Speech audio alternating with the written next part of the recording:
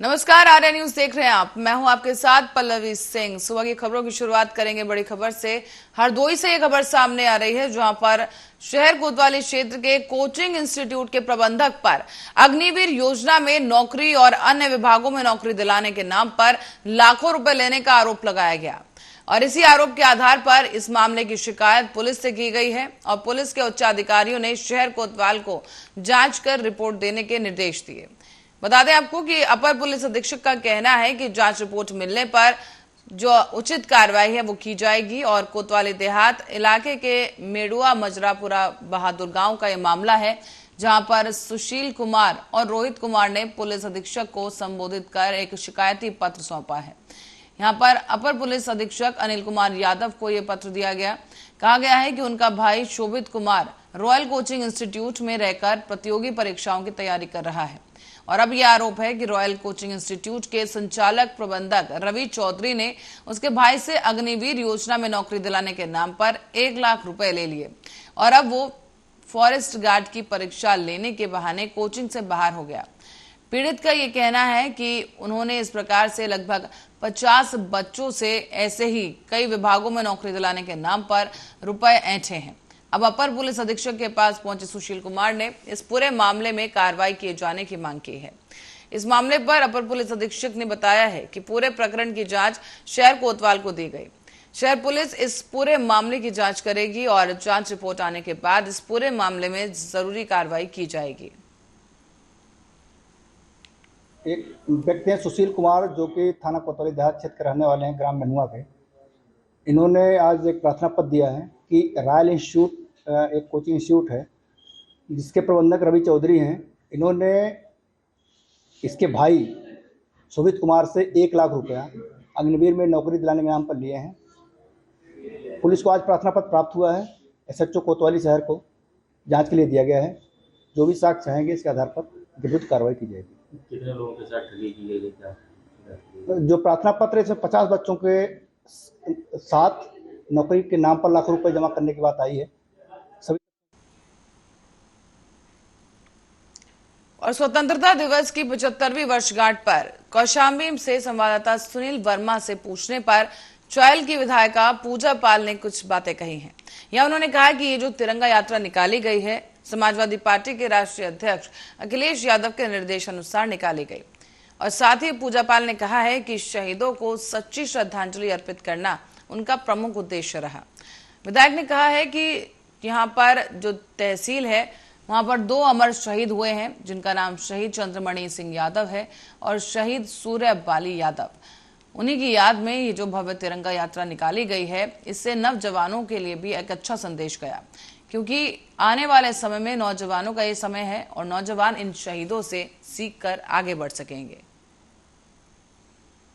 माननीय राष्ट्रीय अध्यक्ष श्री अखिलेश यादव जी के आह्वान पर अगस्त क्रांति तिरंगा यात्रा मनाया गया और तिरंगा यात्रा इसलिए निकाला गया कि हमारे जो अमर शहीद लोग हैं उनके प्रति सच्ची श्रद्धांजलि अर्पित की जाए और अपने देश के लिए जो शहीद कुर्बान हुए हैं, आज के दिन उनको सच्ची श्रद्धांजलि हो और उनके परिवार को मान सम्मान स्वाभिमान दिया जाए, ताकि आने वाले भविष्य में हमारे जो नौजवान साथी हैं, हमारे वीर शहीदों।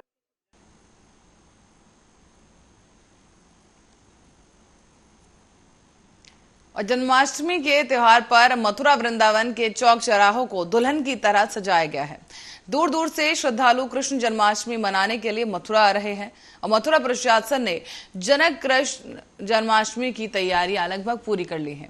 इसी क्रम में आज डॉग स्क्वाड और पुलिस की जो टीम है वो कृष्ण जन्म स्थान मथुरा के आसपास और चौराहों पर स्टेशनों पर संदिग्ध व्यक्तियों की चेकिंग कर तलाशी शुरू कर चुकी है। आपको ये भी बता दें कि यहाँ पर उत्तर प्रदेश के मुख्यमंत्री योगी आदित्यनाथ मथुरा और वृंदावन आगमन पर सुरक्षा के चलते प्रशासन काफी सतर्क दिखाई दिया।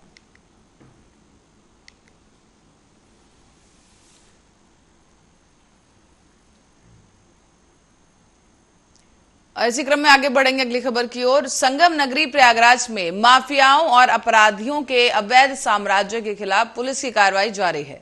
जनपद के गंगापार के नवाबगंज इलाके में गुरुवार को ही समाजवादी पार्टी के ब्लॉक प्रमुख गौ तस्कर मोहम्मद मुजफ्फर के खिलाफ बड़ी कार्रवाई की गई।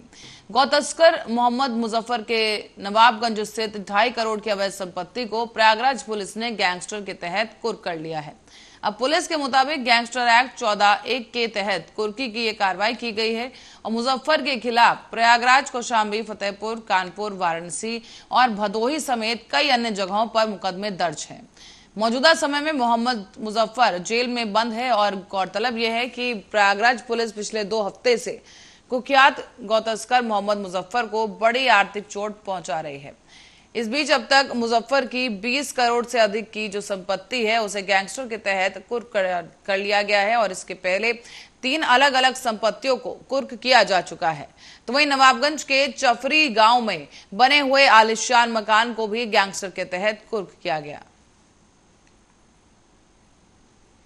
आज गैंगस्टर एक्ट के धारा 14(1) के तहत गो तस्कर और माफिया मुजफ्फर की संपत्ति कुर्क की जा रही है, जिसमें उसकी एक संपत्ति जिसकी अनुमानित मूल्य 2 करोड़ के आसपास है, ग्राम चफरी में एक भूखंड पे पक्का मकान था, वो कुर्क किया जा रहा है। साथ ही साथ आज एक और उसकी प्रॉपर्टी हथगहाँ में है जिसकी अनुमानित मूल्य लगभग 50 लाख की है, तो भी आज कुर्क होगी। लगातार शासन और पुलिस मुख्यालय के निर्देशानुसार जो माफिया हैं, जो गैंगस्टर हैं, उनके विरुद्ध विधिक कार्रवाई करते हुए धारा 14(1) गैंगस्टर एक्ट के तहत कार्रवाई प्रचलित है। उसी के क्रम में ये खबर रायबरेली से है, जहां पर स्वास्थ्य विभाग से जुड़े भ्रष्टाचार के 2 मामले सामने आए। पहला ये मामला बशराबाद CHC से जुड़ा है, जहां पर प्रसव कराए जाने को लेकर 5,000 रुपए की रिश्वत मांगी गई। तो वहीं दूसरा मामला उचाहर के CHC अधीक्षक ने CMO से ACMO डॉक्टर BR यादव की शिकायत की। CHC अधीक्षक ने शिकायत में कहा है कि CMO ने यहां पर नर्सिंग होम्स की जांच के नाम पर वसूली की है। उधर बछरवा मामले में DM माला श्रीवास्तव ने संज्ञान लेते हुए CMO पर पूरा भरोसा न करते हुए प्रशासनिक अधिकारियों की एक टीम बनाई है। आपको बता दें कि अब ये टीम प्रसव के दौरान 5,000 रिश्वत मांगे जाने की जांच करेगी।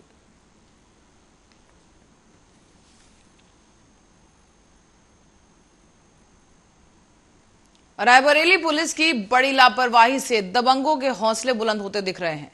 यहां पर जमीनी विवाद के चलते एक बुजुर्ग को दबंगों ने लाठियों से पीट डाला और पिटाई का ये वीडियो अब वायरल हो चुका है और वायरल वीडियो हुआ तो पुलिस ने 151 की कार्रवाई कर खाना पूर्ति कर दी है। दोनों परिवारों के बीच चल रही अदावत का अगर पुलिस ने पहले संज्ञान लिया होता तो एक बुजुर्ग पर हुआ ये जानलेवा हमला रोका जा सकता था।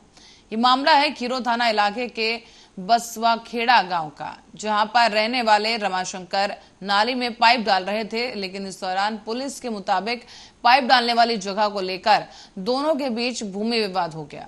इसी को लेकर लगभग आधा दर्जन लोगों ने रमाशंकर को लाठियों से पीटना शुरू कर दिया और इसी बीच बचाव करने के लिए पहुंचे रमाशंकर के भाई दयाशंकर पिटाई के चलते बेहोश हो गए।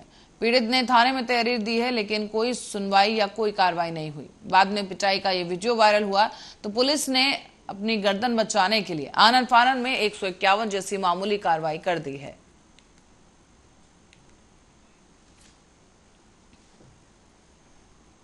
और रायबरेली में पुरानी रंजिश को लेकर 2 पक्षों में जमकर लाठी डंडे चले और इस दौरान 3 लोग गंभीर रूप से घायल हुए हैं। घायलों को इलाज के लिए CHC अस्पताल भिजवाया गया है। हालत गंभीर होने पर इलाज के लिए तीनों को जिला अस्पताल रेफर कर दिया गया और मौके पर पहुंची पुलिस अब पूरे मामले की जांच कर रही है। दरअसल आपको बता दें कि लालगंज थाना क्षेत्र के बहाई गांव की एक घटना है, जहां 2 पक्षों में जमीनी रंजिश के चलते ये विवाद हुआ और उसके बाद मारपिटाई शुरू हो गई। वहां से ऑलरेडी फर्स्ट एड हो गया।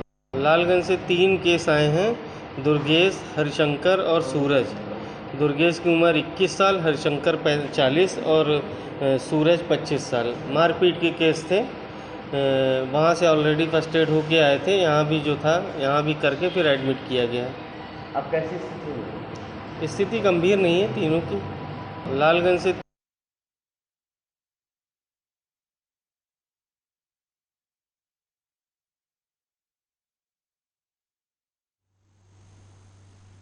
और इसी बीच रायबरेली में Lucknow Banda highway national highway 232 पर गेगासो गंगा घाट पर बने गंगा पुल क्षतिग्रस्त होने की खबर प्रमुखता से आरएन न्यूज पर चलाई गई। और इसी खबर का असर अब देखने को मिला है, जहां पर जिला अधिकारी माला श्रीवास्तव ने आदेश दिया है और इस खबर को संज्ञान में लेते हुए आदेश दिया गया, जहां पर रात को एसडीएम, एनएचआई के इंजीनियर और सेतु निगम के इंजीनियर मौके पर पहुंचे और इसी के बाद गंगा पुल की मरम्मत का काम तेजी के साथ शुरू किया गया। आपको बता दें कि फिलहाल जो मरम्मत का ये काम है रात से जारी है और ये अब लगभग पूरा हो चुका है। नेशनल हाईवे की जो मरम्मत की जा रही है, इसके संज्ञान में आपको बताते चलें कि एनएचआई के कर्मचारी पूरे दिन गंगा पुल के क्षतिग्रस्त हिस्से की मरम्मत में जुटे रहे। कर्मचारियों की माने तो मरम्मत का काम पूरे दिन चला और लगभग पूरा हो चुका है, लेकिन अगले 15 दिनों तक क्षतिग्रस्त हिस्से को बैरिकेड करके रखा जाएगा। इसके बाद ही पूरी तरीके से यातायात चालू किया जाएगा। अब आप तस्वीरों में देख सकते हैं कि किस तरीके से मरम्मत का जो कार्य है वो तेजी के साथ किया जा रहा है। दरअसल गेगासो गंगा घाट पर बने इस गंगा पुल पर बांदा से गिट्टी मोरंग लेकर ओवरलोड ट्रक की संख्या काफी बढ़ चुकी थी और ये ओवरलोड ट्रक सैकड़ों की संख्या में इस पुल से निकल रहे थे, जिसके चलते पुल का एक हिस्सा क्षतिग्रस्त हो गया।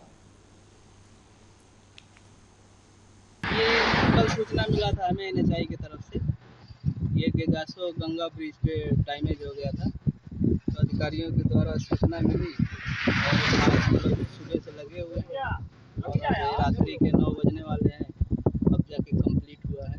अब इसको खोलने में लगभग 15 दिन लगेगा, ड्यूरिंग तराई होगा, तब तक। अब भूमाफियाओं पर प्रशासन का डंडा एक बार फिर चला है। यहां पर एसडीएम सदर शिखा शंखवार ने क्षेत्रीय लेखपालों के साथ पहुंचकर मुंशीगंज में स्थित दरियापुर में राहुल यादव ने चेक रोड की जमीन पर धान लगाकर अवैध कब्जा किया था और इसी को ट्रैक्टर से जुतवाकर खाली करवा दिया गया है।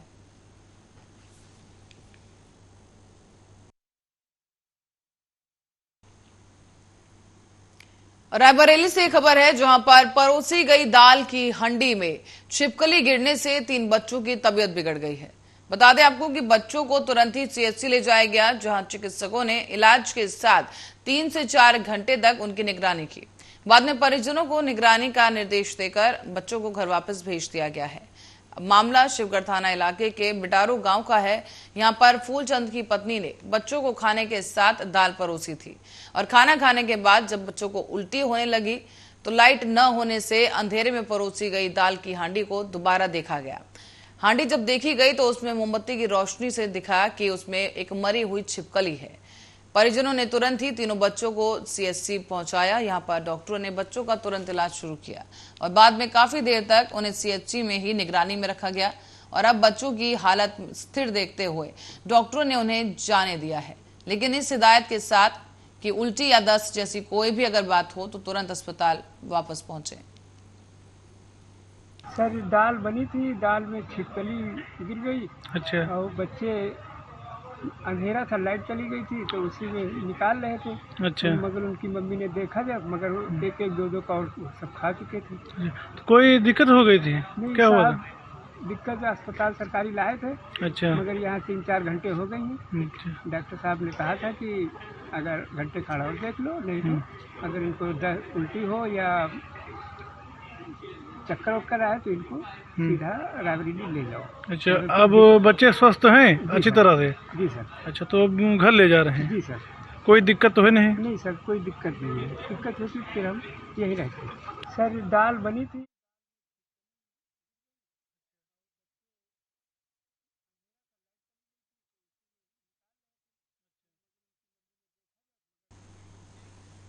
और इसी खबर के साथ ही फिलहाल के लिए बुलेटिन में इतना ही। आप बने रहे हमारे साथ, देखते रहे आरएन न्यूज।